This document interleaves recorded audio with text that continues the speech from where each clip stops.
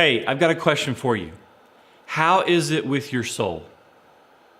Let me think about that question for just a second. John Wesley used to start all of his meetings with that question. How is it with your soul? Because if you really think about it, the question means much more than just, hey, how are you doing? It's much deeper than that. The question is really, how is my life in relationship to God? In other words, what things am I doing right now that's bringing me closer in my relationship to God? And likewise, we can look at the other side of it. What things am I doing in my life right now that's pulling me away from God? How is it with your soul? We're in this series called Walk This Way, and we're talking about the habits of Jesus and putting those habits into our lives. Today, we're taking the next step with the habit of Sabbath.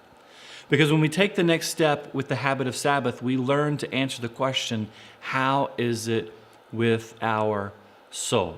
Because the Sabbath is designed to help us center our lives around things that bring us closer to God and get rid of the things that pull us farther away from God.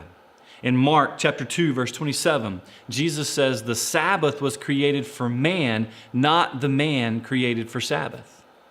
Meaning that he gave us Sabbath as a gift. We see it in creation. God created 6 days, rested on the seventh. We see it throughout the Old Testament. We see it in the New Testament. We see it in Jesus' life, this routine of work and rest.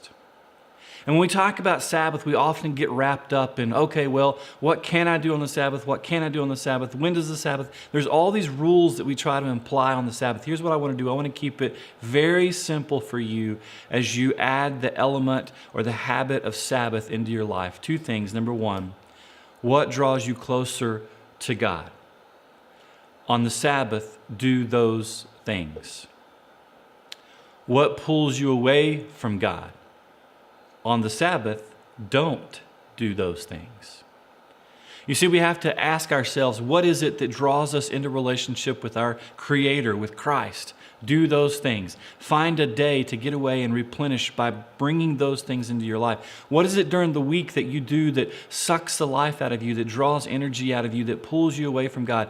Stay away from those things on your Sabbath. And it's not just one day of the week, but it's this cycle that happens every single day. How can you find things in every single day to help you answer the question, how is it with my soul?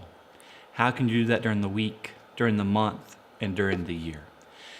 Shut off the video, think about that for a second. Answer the questions, what draws me closer to God? What pulls me away from God? And there's your Sabbath.